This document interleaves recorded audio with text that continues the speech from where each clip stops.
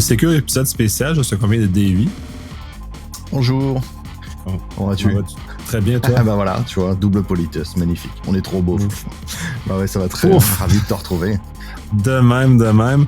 On va poursuivre la série qu'on avait amorcée sur comment démarrer freelance. Cette fois-ci, on va creuser le volet de la structure légale qui nous permet d'exister qu'en tant que freelance. Davy va parler plus du modèle français qui, pour moi, est beaucoup plus complexe.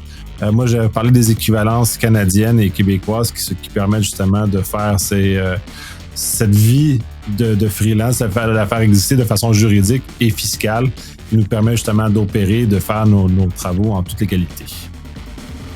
Tout à fait. Oui, ça va être très bien, je vais pouvoir apprendre des trucs parce que je connais très mal le marché canadien, donc tu vas pouvoir m'apprendre des choses sur ce secteur-là.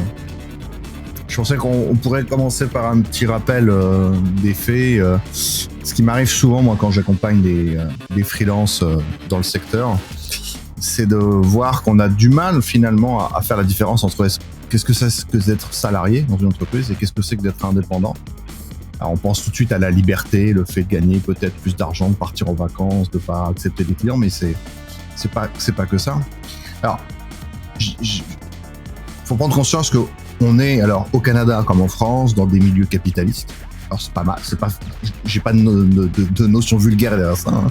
C'est une réalité de nos économies. C'est-à-dire que pour exister, pour payer à manger et pour payer un toit sur nos têtes de notre famille, il nous faut de l'argent. Et pour ça, il faut être payé par quelqu'un. Ce quelqu'un pourrait être une structure déjà existante qui a elle-même le droit de facturer. Donc, comme on dit ici, on peut pas facturer tout seul comme ça de sa poche, les gens entre nous. Ça s'appelle travailler au noir ou sous le manteau, c'est illégal. Et évidemment, je n'invite personne à procéder de la sorte.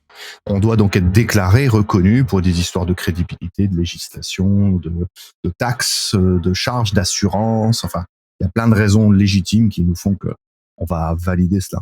Donc, quand on est salarié, on est d'accord que c'est pas à nous de faire ça. C'est à l'entreprise qui nous embauche de faire cette partie-là. Donc, ça veut dire que nous, on cherche un emploi au sein d'une structure, d'une corporation, d'une entreprise qui existe déjà, qui s'occupe de donner naissance à cette structure, de la déclarer, d'embaucher les gens, de fournir les postes à pourvoir pour que cette société existe. Alors, ça veut dire qu'il y a plein de postes d'exploitation qui existent, hein. Si moi je fais du conseil, il y a plein de consultants, consultantes, mais il y a aussi des gens qui s'occupent de la comptabilité, d'autres du marketing, d'autres aspects organisationnels. C'est ça, c'est leur boulot. Donc votre responsabilité, si aujourd'hui vous êtes un employé, une employée d'une corporation, d'une société classique, en tant que salarié, comme on dit en France, vous avez un contrat de travail, vous venez, vous faites ce qui vous est demandé, et à la fin du mois, pour le temps que vous y avez consacré, vous avez un salaire avec un bout de papier, on appelle ça une fiche de paye ici, qui correspond au montant acquitté, validé dans le contrat, correspondant à vos activités. Donc en fait, comme je dis souvent, en tant que salarié, finalement, vous vendez la liberté de votre temps à quelqu'un d'autre. Et pendant cette semaine-là, pendant un mois, vous avez tout ce temps-là qui est consacré à ce fournisseur d'entreprise qui vous permet d'exister et qui vous permet ensuite bien sûr de pouvoir pallier une activité et de toucher un salaire en échange. Ça, c'est la partie salariée. Quand on est freelance, quand on veut se lancer en indépendant, on doit monter une structure aussi. Et donc, il faut qu'on ait une structure légale pour nous accueillir. C'est-à-dire, ouais, moi, je veux pas monter une structure pour avoir des employés, etc. Ben non. Le but, c'est d'avoir une structure pour s'héberger soi-même. C'est une entreprise d'une personne. Être indépendant, c'est ça. Donc, ça veut dire qu'il y a quand même nécessité de déclarer son activité en tant qu'indépendant, indépendante.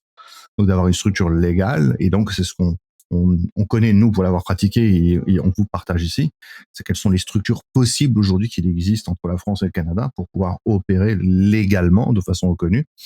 Et ça fait un peu peur toujours de choisir cette structure parce que souvent d'abord on les connaît pas du tout, donc on rentre dans un domaine qu'on maîtrise pas, il faut qu'on comprenne ce que ça veut dire, quels sont les engagements, quelles sont les obligations légales, quels sont les risques potentiels, puisqu'il y a toujours un risque à ce genre de démarche évidemment, hein. Sinon tout le monde serait indépendant si c'était facile et sans risque, tout le monde dirait je fais chacun mon boulot. Et pour l'anecdote, si on remonte à une centaine d'années en arrière, l'écrasante majorité des humains sur cette planète étaient indépendants. C'est-à-dire qu'ils avaient leur propre activité. Si vous remontez avant l'industrialisation, hein, les fournisseurs de laine pour faire les pulls et les chaussettes, à l'époque, ils avaient leur élevage de moutons, ils tondaient, ils faisaient de la laine, ils la tissaient eux-mêmes. enfin, ils la filaient eux-mêmes, et ils allaient fournir ensuite ceux qui fabriquaient les vêtements potentiellement. Il a fallu que l'industrialisation change cette règle pour dire, bah, moi, je vais acheter la matière première directement et je vais faire ça à grande échelle. Et donc, tous les tisserands se sont retrouvés sans boulot du jour au lendemain, alors qu'avant, ils étaient tous artisans indépendants. Et ils ont dû venir échanger leur savoir-faire en échange d'un revenu. Voilà. Donc en fait, quelque part, on est en train de redémonter tout un modèle. Et le fait qu'il y ait de plus en plus de freelance montre bien qu'en fait, on est en train de retourner sur cette partie. Mais je veux me rester en maîtrise aussi de l'existence de ma propre structure. Alors, je rassure tous ceux et celles qui veulent devenir freelance. Comme je dis toujours, hein, le premier boulot d'un freelance, c'est d'être freelance. C'est un boulot à plein temps, mais c'est pas un boulot qui va vous occuper toutes vos journées. C'est-à-dire qu'on passe pas sa journée à signer des contrats, à régler des facturations, à aller payer les assurances. Cette partie-là, elle est assez simple à gérer finalement, surtout pour une entreprise d'une seule personne. Ça représente pas trop de travail. Mais par contre, avant de se lancer, et c'est un sujet qu'on voit souvent avec les gens qu'on accompagne ou qui nous posent des questions, il faut faire le choix de la structure. Et si on a peur ou si on se sent prêt, on a plusieurs alternatives. Alors en France, il y a un truc un peu spécial qu'on appelle le portage salarial. Donc le portage salarial, c'est une façon de se lancer sans se lancer vraiment. En fait, le portage salarial, c'est une structure, une entreprise qui n'a pas d'autre activité que de recevoir des indépendants. En fait, c'est comme si vous demandiez à quelqu'un d'autre de monter la structure indépendance pour vous, en vous fournissant de la comptabilité, des assurances, un contrat de travail comme si vous étiez salarié, mais l'entreprise ne vous fournit aucun travail. Donc à partir de là, vous avez, on va dire, la partie commerciale, contact et travail d'un freelance, mais vous n'avez pas la partie structure à monter. Ça peut être très intéressant justement quand on craint un peu de se lancer et qu'on ne sait pas. Imaginez, vous avez aucune visibilité sur ce que vous allez faire. Vous avez des doutes. Vous dites, ça se trouve, ça va pas marcher du tout et je veux pas prendre de risques. Et j'ai le droit, en plus, quand on est comme ça dans ce genre de relation, on a le droit au chômage. Et donc, si on se dit, si ça va mal, je voudrais pouvoir retomber sur mes pattes et avoir l'assurance chômage qui me couvre derrière. Et je peux comprendre que ce soit une solution rassurante quand on se lance. Le portage salarial, je l'ai vu aussi être très utile quand on lance une petite activité en plus d'une autre activité. C'est-à-dire qu'imaginez que vous ayez un salariat, vous avez un poste fixe quelque part, vous y êtes heureux, vous faites ce que vous avez à faire, ça se passe bien, mais j'ai une amie par exemple qui fait ça et elle fait de la photo à côté de façon professionnelle, mais c'est pas son métier principal. Et donc à chaque fois qu'elle a des contrats pour faire des photos pour les vendre dans des magazines ou des sites internet, elle passe par un portage salarial qui lui porte son activité. C'est-à-dire que les mois où elle ne fait rien, évidemment, il y a zéro facture, il y a zéro revenu sur cette partie-là, mais par contre, quand elle a besoin, elle a une entité qui lui permet de facturer ses clients, donc d'exister légalement, d'avoir le droit d'exercer, tout en n'ayant pas à s'occuper de la partie structure. Évidemment, le contre-coup d'un portage salarial, c'est que l'entreprise de portage vous offre ce service-là en échange d'un pourcentage des revenus que vous facturez l'entreprise. Et donc, il est hors de question que vous effaciez des revenus de cette entreprise. C'est-à-dire que si vous vous mettez à facturer 10 000 euros en un mois, si l'entreprise vous prend, je sais pas, 10%, ben, il y a 1 000 euros qui va dans la poche du portage salarial, quoi qu'il arrive. Après le reste, ben, il y a des charges à payer, des choses comme ça. Eux, ils s'en occupent, ils vous expliquent tout ça. Il y a des frais de fonctionnement, tout ça, c'est comptabilisé. L'avantage, c'est que donc ça permet d'exister. L'inconvénient, par contre, c'est que si vous gagnez 2 000 euros un mois, ils vous prennent 10%. Si vous gagnez 20 000 euros, ils vous prennent toujours 10%. Sans ayant fait quoi que ce soit de plus. Et donc, à un moment donné, quand on commence à avoir beaucoup d'activités, c'est le genre de solution qui s'avère peu avantageuse pour des freelances qui vont rencontrer beaucoup de succès. Si vous vous lancez, que ça marche bien et qu'en fait votre situation est pérenne, si vous pensez que c'est durable et que vous allez vous lancer sur le temps et que vous allez sur plusieurs années, vous dites bah ça y est, une fois que je suis lancé, moi ça va, je suis rassuré. J'invite souvent moi les freelances à dire sortir de ce modèle-là très rapidement et à monter une vraie structure indépendante pour faire que bah s'ils facturent 20 000 euros régulièrement par mois, autant que ces 20 000 euros aillent dans leur poche à eux, dans le salle de l'entreprise, et puis qu'ils l'exploitent autrement, plutôt que de dépendre d'une structure. Donc le portage salarial, ça a cette partie-là. Et je vais donner un dernier exemple que j'ai rencontré il y a pas longtemps. Là, tiens, au Canada, vous avez beaucoup de Français qui viennent travailler chez vous. Il y en a plein parfois qui voudraient monter une structure, mais sauf que en tant qu'étranger, souvent on n'a pas le droit de monter une structure dans un pays étranger en arrivant. C'est le cas en France. Si vous avez un titre de séjour qui vous permet de trouver un travail en France, vous n'avez souvent pas le droit de monter une entreprise avec. Il faut un autre titre de séjour qui est beaucoup plus compliqué à obtenir. Et ben, ça peut vous permettre d'avoir une activité d'indépendant tout en étant un travailleur étranger dans le pays. Alors, je sais pas si au Canada, c'est quelque chose de possible. Mais en tout cas, en France, je sais que ça adresse cette partie-là. Sinon, la solution pour nous, c'est ce qu'on appelle la micro-entreprise ou l'auto-entrepreneur. C'est un statut qui est arrivé il y a quelques années, enfin il y a plus de 10 ans maintenant, 10-15 ans en France, qui est une façon simplifiée de créer une entreprise pour un individu seul. Donc ça, c'est le deuxième niveau. Par contre, là, on est d'accord que la micro-entreprise, c'est quelque chose vraiment qu'on met au point soi-même. C'est une vraie structure indépendante. C'est pas la structure de quelqu'un d'autre. Hein.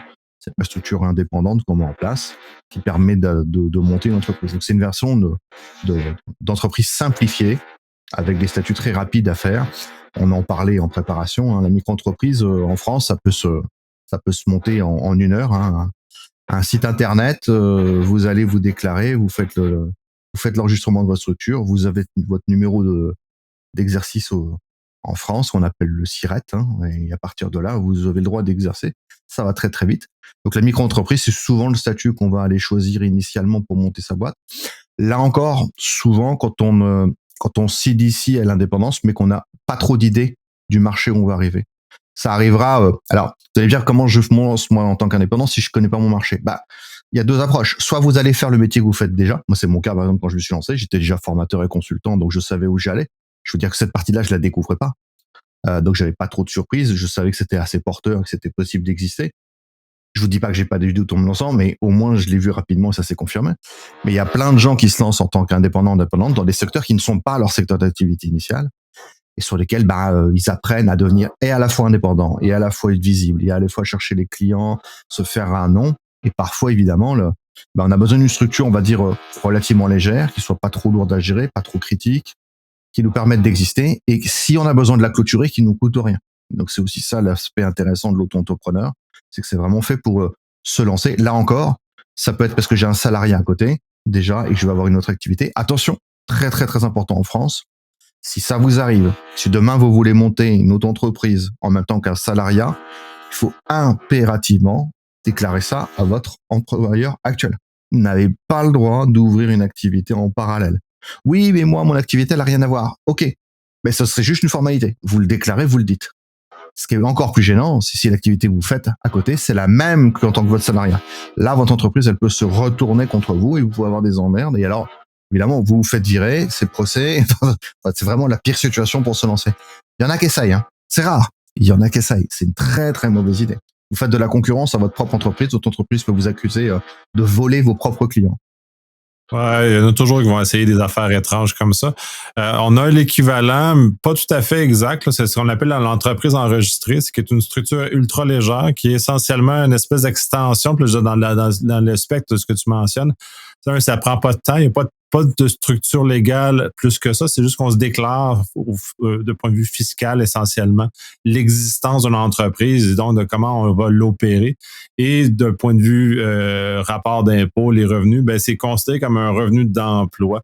Et les braquettes les strates d'imposition sont les mêmes que celles d'un employé. Fait qu'on est dans un univers un peu plus souple, rapide, tout ça.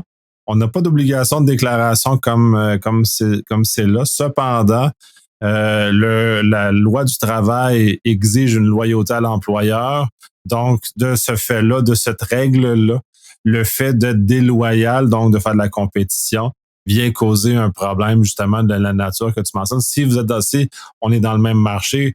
Au-delà de ça, ça devient que de la courtoisie. Si on fait un travail dans un autre domaine qui n'est pas en compétition avec notre employeur principal, ben à ce moment-là, on n'a pas d'obligation, mais ça ne vient que de la courtoisie à ce moment-là de l'exprimer à côté ou comment on exécute ce chose-là. C'est la formule la plus simple. On la voit très rarement au niveau des freelances, cela étant dit. Par contre, d'un point de vue vocabulaire, quand on parle de travailleur autonome ici, c'est implicite que c'est cette structure-là qui est employée. Mais dans les faits, il y a peu de gens qui l'emploient vraiment parce qu'elle a pas tant d'avantages que ça pour les gens qui sont un peu comme toi. Puis moi, quand ils démarrent, ont déjà une connaissance de leur marché puis dans lequel ils opèrent, qui partent pas de façon un peu plus dans une terre inconnue. On va le voir comme ça, mais sinon on va retrouver ce type d'entreprise enregistrée dans certains petits commerces de détail, dans certains garages ou dans certains éléments comme ça, dans ces sphères-là principalement qu'on va retrouver ce genre de structure-là. Sinon, on est vraiment dans la structure plus lourde qu'on va parler par la suite. Nous, ça arrive aussi. Alors, c'est très marrant d'ailleurs. Souvent, les freelances se disent freelance quand ils ont monté les autres structures, dont on va parler après. Et souvent, après, quand ils sont indépendants, ils disent auto-entrepreneur carrément. Ou auto-entrepreneuse quand c'est leur statut. Ils ont tendance à l'utiliser. C'est une espèce de timidité, tu sais, à pas à déclarer comme indépendant, comme freelance, comme si c'était un truc encore en dessus, encore après. Alors, l'auto-entrepreneuriat, c'est pratique pour ouvrir, c'est rapide, c'est facile. Ce n'est pas assujetti aux taxes sur les sociétés en France. C'est-à-dire que l'auto-entrepreneur, c'est comme si en fait vous portiez votre activité professionnelle. Tout l'argent que vous percevez va dans votre compte en banque. Par contre, vous devez payer des taxes, des charges comme si c'était votre salaire sur l'intégralité de ce que vous touchez. Ce qui, à un certain moment, sera peu intéressant finalement pour la personne qui effectue ça. Et c'est pour ça d'ailleurs qu'il y a un plafond, c'est 77 200 euros par an en tant que si vous faites du service maximum faisable avec ça. Si vous arrivez au plafond, qu'est-ce que vous faites? Alors, soit vous arrêtez de bosser, vous vous mettez à la plage, je veux dire, on arrête. Sauf que si vous avez fait des factures qu'elles vont arriver après, ben, vous êtes bloqué. Soit vous passez pour le reste de l'année, par exemple, si imaginez, vous restez un mois à facturer comme ça en portage salarial pour le restant, c'est possible. Vous pouvez cumuler, on a tout à fait le droit. Soit vous commencez à réfléchir à passer au statut d'à côté. L'avantage aussi, c'est que ces dernières années, j'avoue qu'en France, je vais rarement dire du bien des structures françaises gouvernementales parce qu'elles sont lourdes parfois, mais de ce côté-là, on a simplifié les choses. On peut transiter facilement d'une micro-entreprise en France aux autres statuts. Donc l'auto-entrepreneur nous permet ensuite de bifurquer aussi sur les autres structures rapidement et donc de passer ensuite à un autre niveau. Attention, l'auto-entrepreneur, le défaut que ça a, donc on a le plafond de revenus déjà, donc 77 000 euros par an, c'est toute charge comprise, hein, attention, c'est pas 77 000 euros dans votre poche, c'est une fois que vous avez payé les charges, il vous reste quasiment que la moitié. Donc ça veut dire qu'en termes de salaire mensuel, ça fait moins. Ce ne sont des revenus, vous n'avez pas de fiche de paye. En France, c'est important, la notion de fiche de paye. En France, il y a plein de choses, des crédits immobiliers, par exemple, vous avez beaucoup plus de mal à avoir si vous n'avez pas de fiche de paye, même si vous avez des très gros revenus à côté. Un revenu, hein, c'est toute forme d'entrée d'argent que vous percevez à titre individuel. Une fiche de paye, c'est un salaire, c'est une forme de revenu, mais il y en a d'autres, comme les dividendes, par exemple, des choses comme ça. Donc, la micro-entreprise, intéressant. Alors, comme on rappelait, hein, faut pas jouer avec les règles si vous êtes dans une entreprise. Alors, mais même, je te dirais que moi, ça, je l'ai connu aussi quand tu es salarié et que tu pars d'une entreprise pour monter la tienne. Souvent, il vaut mieux vérifier qu'on part pas et ça m'est arrivé d'accompagner des freelances qui partent chez leur ancien client. C'est-à-dire qu'ils ont discuté avec le client a dit, il n'y a pas de problème, tu viens chez nous, nous, on te garde en conseil. Et j'en ai connu comme ça qui se sont lancés dans l'aventure en allant chez leur client directement sur une promesse du client. Et je soulevais le problème, j'ai dit, mais qu'est-ce qui te garantit que demain, ton ancien employeur va pas aller te tirer dans les pattes, te faire une sale réputation, ou menacer le client, lui coller un procès au cul, en disant, mais vous n'avez pas le droit de le prendre, c'était notre business, et tu vas te retrouver avec ton client qui te dit, bah, en fait, je peux pas, ou alors ton ancien employeur qui va baisser le tarif d'un seul coup, et donc ton client va dire, bah ouais, mais en même temps, tu vois, c'est moins cher. Méfiez-vous de ça aussi. Des fois, c'est confortable de sortir d'un salariat pour rentrer en tant qu'entrepreneur sur les mêmes secteurs, mais ça m'est arrivé de voir des gens partir chez leurs clients comme ça, et leur client, au bout de 3 mois, il était plus là. Là où ils pensaient vivre avec. Donc, ce sera peut-être un autre sujet à voir comment on gère justement ces approches-là, comment on gère nos clients, comment on gère nos business. Mais quand on quitte ces statuts-là, donc dans la période de transition, il faut voir comment ensuite on existe, comment on se fait voir, et donc éviter d'empiéter sur les plates-bandes du voisin. Nous, on a ensuite 2 autres statuts qui sont connus en France. Alors, c'est 2 acronymes bien sympas qu'on appelle l'EURL et la SASU. Donc, l'EURL, c'est pour l'entreprise universelle à responsabilité limitée. On parle de responsabilité limitée, en fait, pour dire que c'est pas une vraie grosse société que vous montez à 50 personnes, c'est une société de personnes uniques. D'accord? C'est pour ça la responsabilité limitée. Alors, vous allez me dire, ouais, ça veut dire quoi d'autre? S'il n'y a pas un autre sens? Non, il y a un autre sens aussi. C'est que si vous montez une grosse structure, comme une SAS, une vraie grosse entreprise, vous allez avoir 10 000 employés, eh bien, sachez que si vous faites faillite, on peut vous prendre votre maison à titre personnel pour rembourser l'entreprise. Dans une EURL et une SASU, ça ne peut pas arriver. C'est pour ça aussi qu'on choisit ces séparations ces limites de responsabilité. C'est-à-dire que vous êtes gestionnaire, vous êtes responsable également de votre entreprise, c'est vrai, mais on ne peut pas taper dans vos biens personnels pour renflouer les caisses de l'entreprise. Ce qui peut arriver, quand vous voyez des grandes faillites de grands comptes, ce qui arrive souvent, c'est que les entreprises, on saisisse les biens personnels parfois et très souvent, c'est parce qu'il y a eu une confusion aussi entre les revenus de l'entreprise et de la personne individuelle. Et qu'il y a des choses qui ont glissé de l'un à l'autre, donc la justice vient se servir.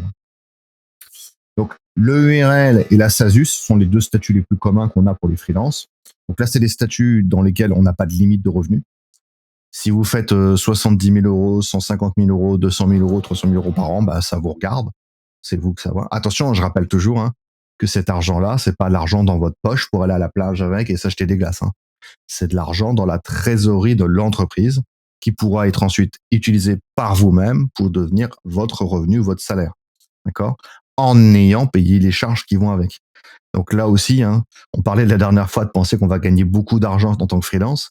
J'ai discuté hier soir avec quelqu'un de ça. Et je disais, je facture tant par mois. Elle me dit, ah ouais, ça fait, donc une fois que tu as payé les charges, non, arrête. Ce que j'ai facturé ce mois-ci, c'est pas mon salaire. Ce que je facture, c'est une entrée d'argent globale pour l'entreprise. Et tous les mois, je me verse un salaire sur lequel je paye mes charges. Et ce qui reste, c'est un autre truc dont on discute après, et ça peut être du matériel, des certifications à payer, des ouvrages, rendre visite à nos amis au Canada pour un petit festival, ce que sais-je encore, ou des revenus décalés, officiels, reconnus. Mais faut clarifier ça aussi. C'est vrai que dans le rapport salarié-freelance, il arrive qu'on comprenne pas que l'argent qu'on gagne, c'est pas nous qui le gagnons, c'est l'entreprise qu'on héberge qui le gagne. Et ensuite, bien sûr, on est libre de décider ce qu'on va en faire en respectant la façon de le redistribuer légalement, donc en le déclarant, en payant toutes les taxes qui vont avec. Et là, en France, on est un peu moins bien loti chez vous, parce que nous, on a un sacré niveau de taxes, un sacré niveau de charge. Et entre l'AURL et la SASU, en l'occurrence, la différence majeure entre les deux, c'est qu'il y en a une des deux dans lesquelles on est considéré, comme on dit, travailleur non salarié. Ça, c'est l'EURL. Donc, on a des revenus, on n'a toujours pas de fiche de paye. Le taux d'imposition est moins haut. Le taux de charge d'à peu près 40%. Donc, pour 1000 euros versés, on paye 400 euros de charge et 600 euros dans la poche. Et en SASU, par contre, on a la possibilité, entre travailleurs donc non salariés, taux de charge faible, mais on a des garanties sociales un peu moins intéressantes. Soit c'est ce que moi j'ai, par exemple, je suis gestionnaire salarié, j'ai des fiches de paye et j'ai un taux de charge beaucoup plus haut, c'est plutôt autour de 78%, donc là ça fait beaucoup, mais j'ai une couverture sociale, à part le chômage, qu'on n'a pas dans ces statuts-là, on a toutes les autres comme n'importe quel salarié, donc la retraite est plus intéressante, les couvertures médicales sont plus intéressantes, et on récupère de toute façon des sous à côté sur autre chose, c'est pas grave. Puis moi, comme je dis toujours, si je paye des impôts, si je gagne bien ma vie, ça devrait aller. Je devrais bien m'en sortir. Donc ça, c'est nos deux statuts qu'on a le plus commun.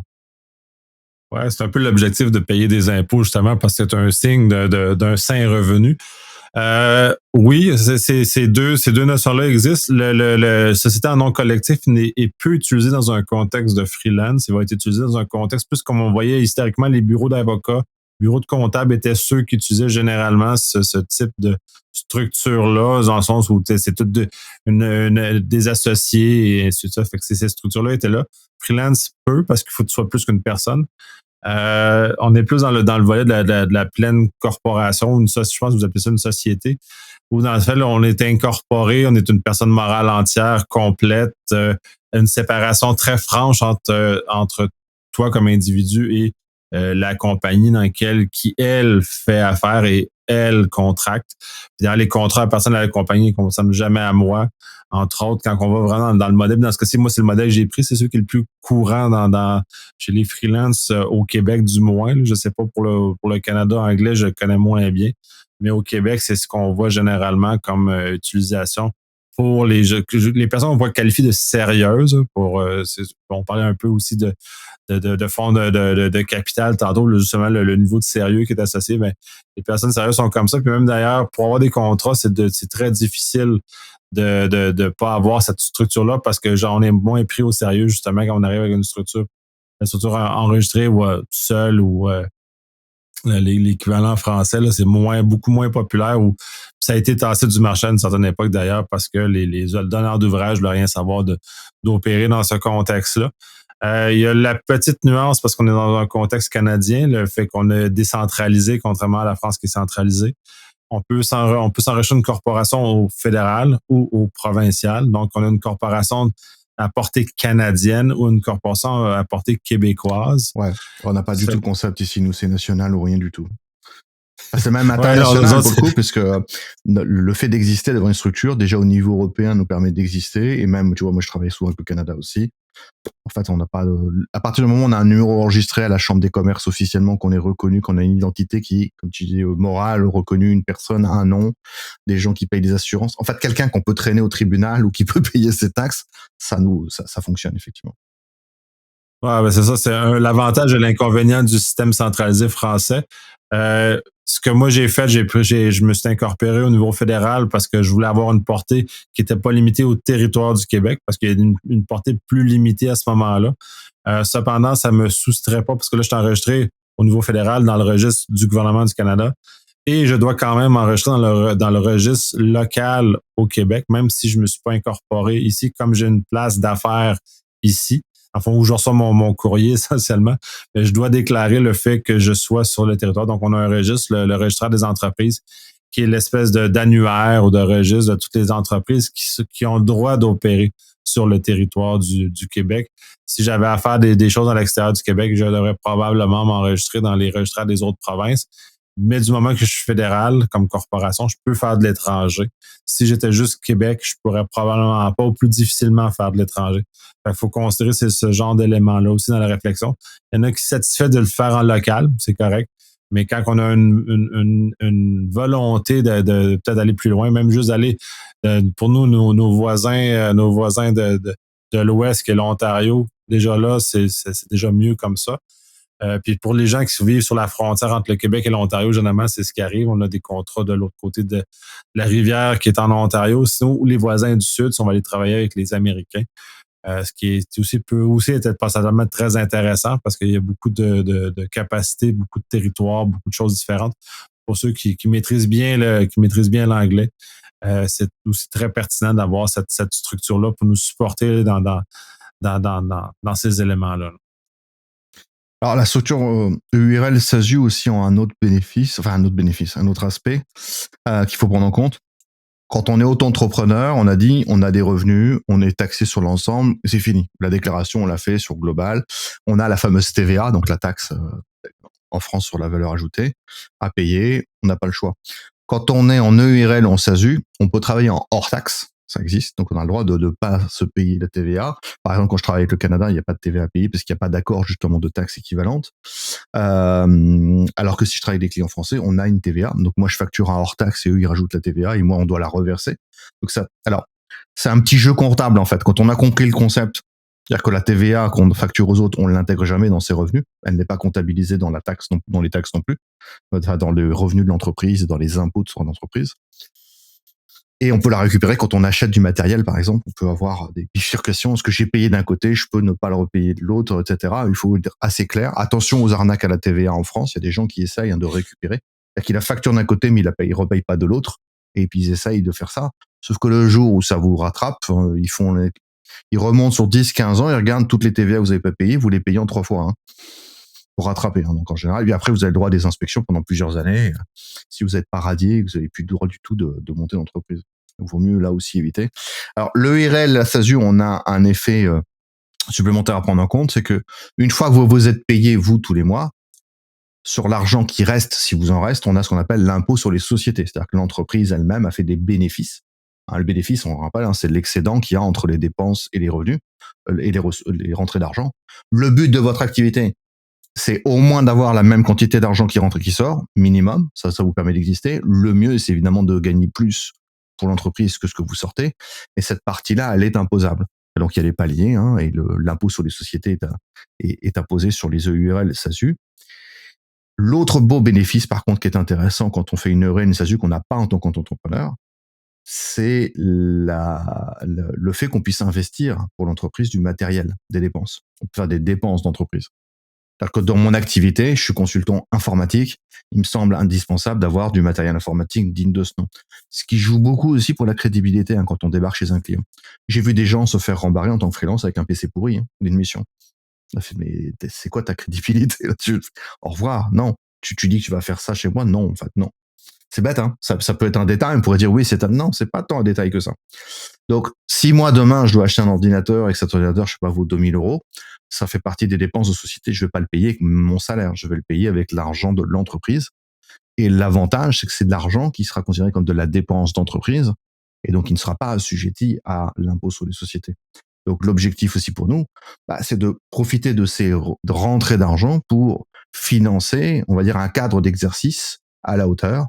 On a des dépenses qui sont tout à fait légitimes, bien sûr. Alors, je conseille toujours, moi, d'avoir un vrai comptable à côté de soi et de se faire aider par un comptable quand on fait ça. Moi, en tant qu'entrepreneur, j'ai mon comptable, je l'adore. Merci Frédéric, si tu nous écoutes, c'était génial. J'adore le payer tous les mois pour ça. Et ça fait partie des dépenses que je fais. Donc, je le facture. Vous voyez, on peut se faire aider, se faire accompagner par des professionnels. Et quand vous avez un doute sur un achat que vous pourriez faire au nom de l'entreprise, vous demandez à votre comptable. Si votre comptable dit OK, c'est bon, c'est que c'est défendable. Si vous dites qu'il y a un doute, écoutez-le. Ne jouez pas aux imbéciles. Là aussi, mon comptable m'a raconté des histoires de folie ou des gens il y a des métiers dans lesquels non, vous validez pas un sac Vuitton comme dépense officielle de société. Non, vous achetez pas un sac de marque à 6 000 euros comme une dépense légitime de l'entreprise quand vous n'avez rien à faire dans le luxe. Voilà. On peut avoir des frais. Alors ça existe en France. Ça s'appelle des frais de représentation. C'est-à-dire que si vous avez une image de marque qui compte beaucoup, imaginez vous travaillez dans très très très grandes entreprises de luxe et que vous avez besoin de chaussures italiennes, de sur-mesure, de costumes, on peut faire des frais d'étude de ça. Mais dans un métier où c'est légitime d'avoir ça. C'est non.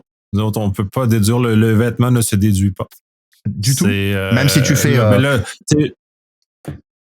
Vas-y, je disais, même si tu fais des chantiers, que tu as besoin d'un bleu de travail, c'est un outil, un bleu de travail pour un casque. Il y a des choses qui sont fournies, mais oui, mais non. Mais les choses, puis là, je suis pas un comptable, puis pas un fiscaliste encore moins. Il y a des nuances, mais de façon générale, le linge est exclu des déductions d'entreprise, puis les faits même en frais de représentation. En termes de frais de représentation, généralement, on va parler des repas et de l'alcool. Et c'est aussi, ici, dans notre régime fiscal, c'est 50% seulement qui est reconnu comme une dépense admissible. L'ensemble de la dépense est absorbé par la compagnie. Cependant, la façon de point de vue fiscal, la reconnaissance de réduction des bénéfices, c'est seulement 50% qui est reconnu à ce moment-là.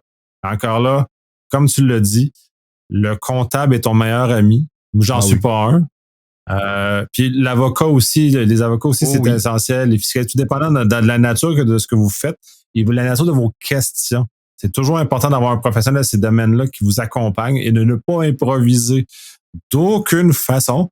Puis quand on commence à négocier avec l'État, dans certains cas, c'est mieux d'être bien accompagné par des professionnels qui savent ce qu'ils font. Comme moi, je suis un bon professionnel dans mon domaine. Je fais affaire avec d'autres bons professionnels dans leur domaine, puis je m'improvise pas dans leur domaine. Ouais. En France, on a un peu plus de souplesse là-dessus, dans la mesure où la dépense a une légitimité dans le métier. Moi, je sais que j'achète beaucoup de livres, par exemple, pour me former.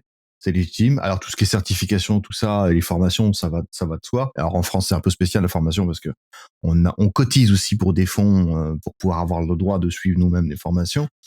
Mais dès qu'on a un doute, on demande. C'est tout, on demande. On fait le tour, on demande plusieurs avis si c'est nécessaire, si on a vraiment un doute. Mais après, on va avoir plein de dépenses effectivement qui sont légitimes, à nous de voir. Si vous avez une raison de vous déplacer souvent, par exemple avec un véhicule, vous pouvez très bien louer un véhicule ça s'appelle des locations longue durée, par exemple en France. Vous pouvez très bien avoir un véhicule comme ça qui vous est facturé 400, 500 euros tous les mois, que vous allez déduire de l'entreprise comme un véhicule de société. Attention, ne partez pas en vacances avec, vous n'allez pas faire vos courses avec. Je sais qu'il y en a qui vont dire, ouais, mais on le fait. Non, mais vous avez le droit, mais ça reste en fait un abus de biens sociaux. C'est-à-dire un abus de biens qui appartiennent à l'entreprise pour un bénéfice personnel. Et c'est un manquement aux règles. Donc, je sais bien que c'est tentant. J'entends que c'est tentant. Moi, j'ai fait le choix de même pas prendre du tout de véhicule avec l'entreprise. Après, je me déplace pas non plus beaucoup volontairement. Mais il y a des dépenses qui sont légitimes ou non. Et donc là, ça veut dire que pour nous, ces structures-là, en tout cas, le font. Dans le portage salarial, est-ce que vous pouvez faire des dépenses d'entreprise? Non. Est-ce que vous pouvez négocier avec le portage pour voir quels sont les types de dépenses? Oui. Et ça, je vous invite par contre à le questionner dès le démarrage, dès le départ, j'allais dire. Sinon, dès le démarrage, vous positionnez. Alors, souvent, quand on se lance en tant que freelance, on est timide, on a peur, on n'ose pas, ou on visualise pas les dépenses qu'on va faire. Et c'est pour ça aussi que moi, dans le coaching, j'essaye de pousser les gens tout de suite dans leur retranchement en disant qu'est-ce que tu veux prendre, qu'est-ce que tu vas acheter d'ici 3 ans. Il te faut un téléphone portable, il te faut un ordinateur portable, il te faut peut-être même un ordinateur fixe, peut-être qu'il te faut une caméra, un micro parce que tu vas faire des vidéos, peut-être qu'il faut renouveler ton passeport, ça fait partie des dépenses aussi, hein, les timbres fiscaux en France sont chers. Vous voyez, toutes ces dépenses-là, on dit non, c'est les autres. Il est hors de question de les payer de sa poche. Et alors, quand on est freelance, n'allez jamais rien payer de vos poches si ça peut être votre entreprise qui le fait. Ça n'a pas de sens. 100 euros payés par l'entreprise, c'est 100 euros payés par l'entreprise. 100 euros de votre poche, c'est 180 euros payés par l'entreprise. Quelle est l'utilité? Sachant que, techniquement, en fait, vous avez juste eu un doute, et donc vous payez beaucoup plus parce que vous avez juste un doute. Donc, si à un moment donné, vous pensez que vous allez pouvoir faire des dépenses, faites-le avec l'entreprise quand ça rentre dedans. Et on peut même faire ça de façon rétroactive. Ça arrive souvent quand on monte l'entreprise, le temps qu'on la monte. Imaginez, vous allez investir dans une licence Office 365. Vous voulez une messagerie sur Outlook, vous voulez Word, Excel, etc. Et ben, vous allez peut-être acheter vos licences avant de commencer. Ben, vous pouvez les déclarer dans les statuts de l'entreprise. Et là encore, ça fait partie de dépenses qu'on peut se rembourser avec la trésorerie de l'entreprise, même si initialement on les a payées soi-même. Je reviens un peu sur cette fiscalité-là aussi. Quand on monte cette structure-là, il est évident qu'en général, on n'a pas d'argent dans le compte en banque de l'entreprise. Et il y a toujours un décalage entre les premières missions, les premières factures et les premiers paiements. Donc ça veut dire souvent qu'il faut qu'on alimente en fonds propres cette entreprise. Alors soit vous avez une grosse somme d'argent que vous voulez mettre comme capital dans l'entreprise, c'est-à-dire comme déclaré comme existant et faisant partie de l'identité de l'entreprise. Attention à ça. Si vous mettez 50 000 euros dans le capital d'entreprise, ces 50 000 euros, vous ne pourrez pas récupérer sauf en clôturant l'entreprise. C'est pour ça que souvent, quand on est freelance, on en parlait en préambule, quand on prépare toujours nos sessions un peu à l'avance. En France, on dit quand on est freelance, souvent, on va mettre un capital de 1 000 euros, 2 000 euros, 3 000 euros. Il est fortement conseillé de mettre un capital de 1 euro. Légalement, c'est possible.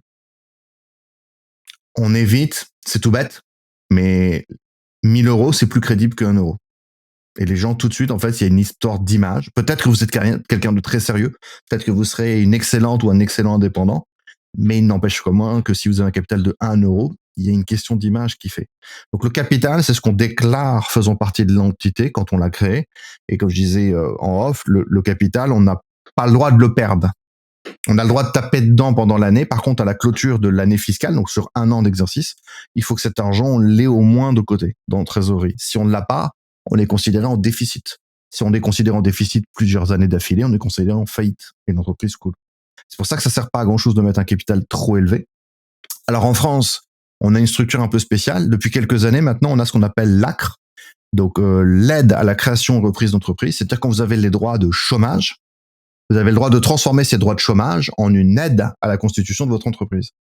Et ce chemin-là, il est intéressant, si ça vous arrive. Donc si demain vous me dites, si ceux qui nous écoutent veulent se lancer en France et veulent démissionner, vous négociez ce qu'on appelle une rupture conventionnée. En France, c'est une rupture, en fait, d'un commun accord entre l'employeur et vous, qui permet de démissionner. Je sais que même la loi est changée. Maintenant, vous avez même le droit de démissionner sur motif de création d'entreprise, carrément. Ce qui vous permet de garantir les droits au chômage et qui vous permet d'en rentrer dans l'ACRE.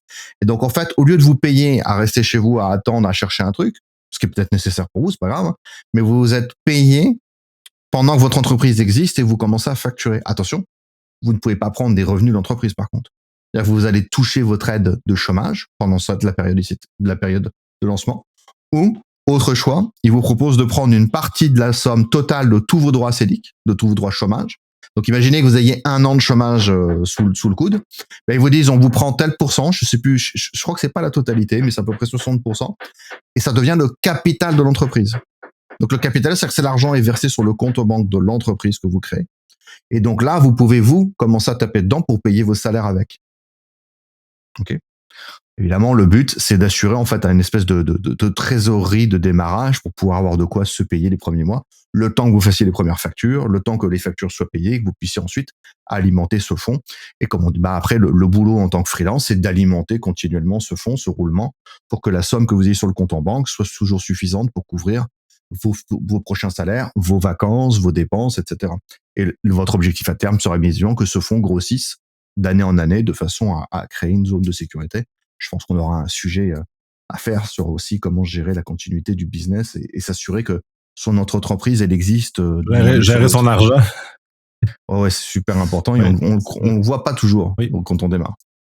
Oui. Puis nous autres, ce que je conseille généralement, c'est d'avoir 3 mois de fonds. Pas nécessairement dans l'entreprise, mais 3 mois où on n'a pas de revenus, le temps que les premiers contrats et les premiers revenus rentrent et soient capables de réussir à faire, d'être capable de vivre à vide pendant 3 mois. Puis c'est généralement là, c'est ça, généralement, on est payé plus rapidement que 3 mois, mais dans les pires cas des 90 jours, des fois, l'argent prend un certain temps avant de revenir. Et de ce délai-là, des fois, ça peut être malaisant et pas agréable à vivre comme situation. Quand moi j'avais démarré, ma situation personnelle me permettait de vivre 3 mois sans revenu, justement pour être capable de prendre le coup. Une fois que ça s'est passé, ça va bien, puis là, on vit bien parce que une fois que le cycle est fait, on rend en flou le fonds de réserve personnel, d'un, mais ensuite, le fonds de réserve de la corporation se bâtit. Mais on en aura un épisode qui va parler spécifiquement de ça, mais un fonds de réserve est toujours très, très important. D'avoir au moins 3 mois, si c'est pas 6 mois de revenus Ah, dans 6 mois, ça, l'entreprise. tu les Pour constitues ça après c'est ce que j'appelle le trésor de guerre, c'est ce que se constitue après la première, deuxième, troisième année où tu te constitues effectivement un réservoir pour dire si j'ai envie de faire un break parce que j'ai besoin, je peux. Si j'ai un trou Covid, voilà, ce genre d'événement, bah ça arrive. Enfin, techniquement, ça arrive. Donc des fois, il y a des perturbations qui font qu'on a moins d'activité que d'autres. Donc il faut qu'on puisse effectivement vivre ces moments-là sans se stresser. Le but c'est ça, c'est s'acheter de la sécurité et de pas courir après les factures. Alors c'est 3 mois souvent parce que tu prends un contrat, tu commences, tu pourras pas facturer avant la fin du mois déjà, donc ça fait déjà un mois. En général, ensuite, une fois que c'est facturé, tu as un paiement à 30 ou 60 jours selon le client. Donc, tu as au moins 2 voire 3 mois effectivement d'attente avant d'avoir l'argent qui retombe dans le compte en banque. C'est pour ça qu'effectivement, c'est souvent 3 mois qu'on dit. Mais comme tu as raison, si là, moi, je sais que alors ça se négocie après, on en reparlera aussi dans un autre sujet avec les clients. Hein. Moi, je sais que je travaille à 98% à 3 mois, à 30 jours. Et j'ai un client qui me paye à 45 jours. Voilà. Et ça se négocie, hein. On en discute au début, on dit, bah, est-ce que c'est possible de payer à 30? Moi, ça préfère. Je suis une petite structure, j'ai pas les moyens. Et il y a des secteurs, effectivement, on paye à 90 jours, carrément. Donc là, ça veut dire que vous attendez 3 mois avant d'avoir la moindre somme d'argent qui part. Dans le conseil, moi, je dis toujours non, vous prenez pas une mission comme ça. Ou alors, c'est un petit truc qui compte pour pas grand chose. C'est un client que vous aimez bien, je sais pas, pour X raison qui vous a motivé à aller chez lui, mais je bâtirai pas mon business majeur avec un client qui me met 90 jours à me verser la moindre centime. Surtout que si c'est un premier client, que si c'est une première fois que vous bossez avec et qu'il vous paye pas, vous allez mettre plus de 6 mois à engendrer la démarche légale avant de vous faire récupérer les sous. Franchement, non, c'est 6 mois de stress pour rien. On n'a pas du tout besoin de ça. Il y a des clients qui comprennent. Et beaucoup de clients aujourd'hui comprennent très bien. Puis c'est pas des sommes non plus mirobolantes. Donc, en général, ils peuvent tout à fait. Si les petits clients arrivent à nous payer à 30 jours, c'est que les gros doivent pouvoir y arriver aussi. Hein. Et quand on vous dit non, mais nous, c'est la règle, etc., je suis ouais, la règle, c'est écrit sur le papier, il n'y a pas d'obligation. Sinon, je vous dis 45, c'est effectivement le commun. Alors, je vais juste apporter une précision. Si demain vous créez une EURL, une SASU et vous amenez des fonds propres, c'est-à-dire votre argent personnel dans cette entreprise, non pas comme capital, mais comme que vous mettez sur le compte en banque d'entreprise pour payer vos prochains salaires, vous avez le droit de récupérer cet argent sans aucune taxe, évidemment. Puisqu'en fait, c'est de l'argent qui est considéré comme déjà, en fait, étant votre propriété. Par contre, quand vous faites ça, au moment de déclarer l'argent dans l'entreprise, il faut qu'il y ait vraiment une note précise. On appelle ça un apport en fonds propres. Donc, on peut dire, voilà, moi, par exemple, quand je me suis lancé, j'ai mis 10 000 euros. Voilà, j'ai mis 10 000 euros de côté de mes anciens salaires, mon solde de tout compte, etc. J'ai fait une petite réserve. Et ces 10 000 euros, je les ai mis sur le compte en banque de l'entreprise, non pas comme capital d'entreprise, mais comme trésorerie. Et quelques mois après, avec comme tu disais, le fait que les salaires, les factures commencent à rentrer et que le travail fonctionne, j'ai pu récupérer ces 10 000 euros avant la fin de la première année. Et j'ai récupéré cet argent et mon comptable m'a dit, bah, tu renotes avec il faut que c'est le même nom. Les récupérations des fonds propres versés à telle date. Il faut qu'en termes de comptabilité, on puisse exactement tracer au moindre centime ce mouvement d'argent qui est un équivalent, pas qu'il y ait de malentendu. Vous pouvez pas mettre 10 000 euros un jour et en récupérer 30 000 en disant non mais j'avais mis 30 000 initialement. Non, c'est marqué dans la compta, on triche pas. Les 20 000 de plus là, ils sont taxables, donc on n'a pas le droit de tricher avec cette partie-là. En France, ce qui est bien aussi, c'est que si vous vous trompez de statut, vous pouvez changer comme vous voulez. Enfin, comme vous voulez. Vous pouvez pas changer tous les matins. Mais dans les 3 ou 5 premières années de création de l'entreprise, une URL peut devenir une SASU peut redevenir une URL, un micro-entrepreneur peut faire évoluer sa structure en SASU ou en une URL. Donc là aussi, on va dire sur les 20 dernières années en France, on a beaucoup gagné en souplesse, fort heureusement. Donc si vous voulez changer de stature, faire progresser, vous pouvez passer de l'un à l'autre. Et ça, c'est intéressant. Alors, ce qu'on pourrait parler aussi, moi, je le rencontre en ce moment, j'ai des gens qui, souvent, quand je fais du coaching, je dis, est-ce que tu veux monter ta structure pour toi ou est-ce qu'à terme, tu as envie d'embaucher des gens? Et si oui, est-ce que c'est des salariés ou est-ce que c'est des associés? Donc, les associés, c'est quoi? C'est d'autres propriétaires de la structure. Dans ce cas-là, quand on a des associés, c'est plus une entreprise individuelle. On passe à un autre niveau. Mais la SASU, par exemple, le supporte très bien. Vous pouvez très bien avoir des associés avec qui vous partagez on va dire, la propriété et l'administration de l'entreprise. C'est toujours quelque chose où j'invite les gens à être très très clairs sur ce que ça signifie. C'est pas juste prendre un pote avec qui on va bosser pour l'avoir vécu. C'est beaucoup plus lourd de conséquences que ça. Et ça peut vous coûter une amitié ou une relation personnelle parce que ça change vraiment l'équilibre. On parle d'argent, on parle de présentation, on parle de projet. Et comme je dis toujours, quand on veut travailler ensemble, on n'est pas obligé d'être dans la même entreprise. Alors tout à l'heure, tu as fait une note, un truc intéressant. C'est pareil en France, il y a des appels d'offres qu'on peut pas gagner si on n'est pas une certaine structure. Et donc en tant que freelance, souvent on peut pas se présenter. Par contre, ce qu'on peut faire, c'est alors soit passer en sous-traitant, c'est-à-dire qu'on intervient nous au nom d'une autre entreprise plus grande, c'est possible, on a le droit. Soit on fait, alors c'est moins connu en France, mais c'est un autre freelance qui s'appelle Grégory, qui m'avait parlé de ça, Grégory Beckenwash, si tu nous écoutes. Ça s'appelle le groupement inter-entreprise, une GIE. Ça permet que plusieurs freelances s'associent dans une espèce de structure frontale. Alors c'est pas un truc fictif, hein, c'est réel, c'est légal, mais c'est une forme de déclaration d'association pour avoir une structure légale déclarée. Ça vous coûte très peu cher, parce qu'il n'y a pas de taxes dessus, et qui vous permet en fait d'exister en tant que grosse structure, plus grosse, permettre de se présenter pour des appels d'offres plus conséquents, obtenir cette relation entre le fournisseur de services et le demandeur, le donneur d'ordre, tout en ayant l'indépendance derrière des structures, tout en ayant une structure commune. Et une GIE, on peut rentrer dedans, signer, sortir comme on veut, enfin, c'est vraiment quelque chose d'assez souple. Et donc, j'y pense parce que j'ai en ce moment, par exemple, quelqu'un qui se lance en freelance qui est venu me voir et qui se lance en tant qu'associé. J'ai dit, mais tu sais que t'es pas obligé de s'associer avec la personne avec qui tu t'entends. Vous pouvez partir freelance en même temps, au même moment, chacun de votre côté. Vouloir travailler sur des projets en commun, ça s'appelle des partenariats ou carrément monter une GIE en plus. Ça vous permet d'avoir votre indépendance, votre autonomie, de pouvoir adresser des business chacun dans votre coin, tout en gardant vous voyez, une espèce d'aire commune de travail, de partenariat.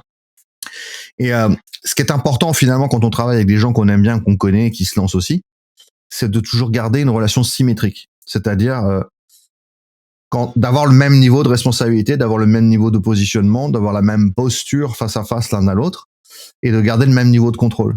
À partir du moment où vous rentrez dans une relation d'associé dans la même structure, il y a un problème de propriété. Une entreprise, finalement, ce que j'ai appris de mon expérience, c'est que c'est quand même très personnel.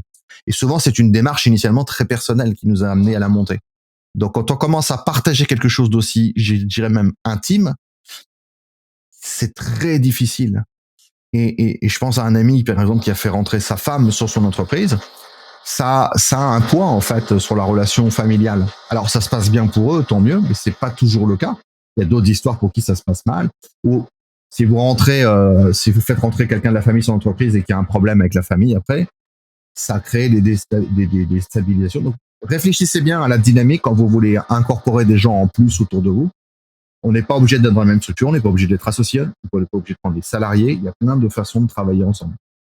Oui, effectivement, c'est pas moi de toute façon personnellement, je suis pas très ouvert à ce genre de choses-là par ma nature. Je préfère de m'associer de façon ponctuelle avec des besoins. On n'a pas de structure qui nous permet de nous rallier comme tu mentionnais. Sinon, moi, j'ai pas rien d'autre à rajouter par rapport à ça, en tout cas pour ce volet de structure légale dans lequel on fait vivre la corporation. Alors, je pense qu'on a assez fait le tour. En France, on voit qu'on a pas mal de structures. Renseignez-vous, allez sur le site du gouvernement, puisque tous les statuts là que je vous ai donnés, moi, ils sont sur le site du gouvernement, ils sont décrits de façon très détaillée. Il y a des tableaux de comparaison Alors des fois, ça nous dit pas grand-chose parce que entre une EURL et une SASU, il y a quasiment très très peu de différence finalement, à part le fait qu'on puisse être salarié et avoir des fiches de paye. Alors si la notion de fiche de paye est très importante, c'est soit portage salarial si vous voulez pas prendre de risques, mais c'est pas votre entreprise, c'est avec quelqu'un d'autre, soit la SASU et vous vous déclarez en tant que salarié. Si vous voulez maintenant avoir des revenus, c'est-à-dire en fait piocher dans la caisse, mais il faut que ce soit déclaré et que les taxes soient appliquées de façon homogène sur l'ensemble, ce sera soit un micro-entreprise si vous avez très peu d'activité, soit une EURL dès que vous passez le statut, le statut. Et après, comme on dit tout à l'heure, on va faire la même chose. Hein. Si vous avez besoin de plus de détails, vous vous faites accompagner par des spécialistes, soit votre comptable. Moi, c'est ce que j'ai fait aussi quand j'avais des questions au moment de créer ma structure. J'ai beaucoup parlé avec d'autres freelances. Il y a des gens comme nous moi, je fais du coaching, j'accompagne aussi les gens, donc on décortique ça en détail après dans les statuts. Et comme je disais tout à l'heure, en plus, dans le pire des cas, si vous êtes trompé, vous pouvez changer d'avis, changer le statut, ça vous prendra pas plus d'une journée, ça ne vous coûtera pas spécialement d'argent et ça vous permettra d'avoir la pérennité de votre entreprise. Je rappelle sur un élément qu'on a dit la dernière fois aussi. Être freelance, ça peut se mettre en pause sans détruire l'entreprise. Donc sachez-le aussi, ça c'est quelque chose qui est intéressant. C'est-à-dire que en portage salarial, de toute façon il n'y a pas d'obligation puisque c'est le portage, la société continue d'exister.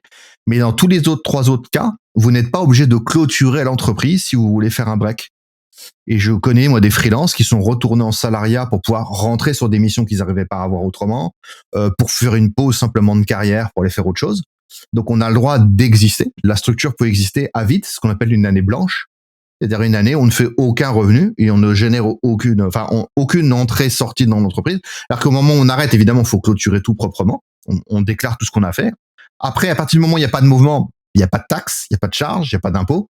À la fin de l'année fiscale, vous payez les impôts de l'année précédente, c'est fait. Et c'est tout, on n'y touche plus. L'intérêt de ça, c'est de pouvoir faire un break, de changer de structure, d'aller goûter autre chose, d'aller profiter d'une mission, d'une opportunité, je sais pas, qu'on n'aurait pas eu à voir autrement. Enfin, peu importe, alimenter un projet personnel autre. Et le jour où on a envie de revenir, votre structure, elle existe déjà, vous avez rien à changer, vous vous remettez à facturer avec, ça va refaire des mouvements d'argent et vous continuez à exister. Et d'où l'intérêt, pour le coup, qu'on disait, et on reprendra, je pense, ce sujet qui reviendra dans comment assurer la pérennité d'une entreprise. On a besoin, bien sûr, d'avoir une trésorerie minimum qui est là pour pouvoir réamorcer le mouvement. Mais là encore, si vous avez la chance, comme c'est notre cas, nous, d'être sur des secteurs où il y a de la demande, on est connu et ça fonctionne, c'est une question de quelques mois où ça repart très, très vite. Ça va effectivement généralement bien. Ça m'a fait penser, effectivement, les sites gouvernementaux au Québec et au Canada donnent beaucoup d'informations, peut-être pas pour nécessairement accessible pour tout le monde, mais quand même. On a l'Association québécoise des informaticiens indépendants, je crois, l'AQI, qui est une association au Québec qui permet justement de regrouper tous les informaticiens qui désirent de devenir travailleurs autonomes. Il y a des ressources très importantes. Il y a des éléments qui sont des guides ou des éléments qui justement permettent de prendre des décisions éclairées qui accompagnent eux aussi ce genre de choses-là, qui permettent d'avoir des ressources très intéressantes, donc et des rabais et toutes les choses, parce que comme autonome, il y a des services qu'on a pu accès, il y a des assurances qu'on a pu accès de façon spontanée comme salarié. Maintenant, il faut les défrayer de notre poche, ces éléments comme ça. De toute façon, on en va parler parce que c'est plus des mouvements de trésorerie, qu'est-ce qu'on fait avec notre argent, puis toutes les charges qu'on doit considérer. Moi, ça compléterait.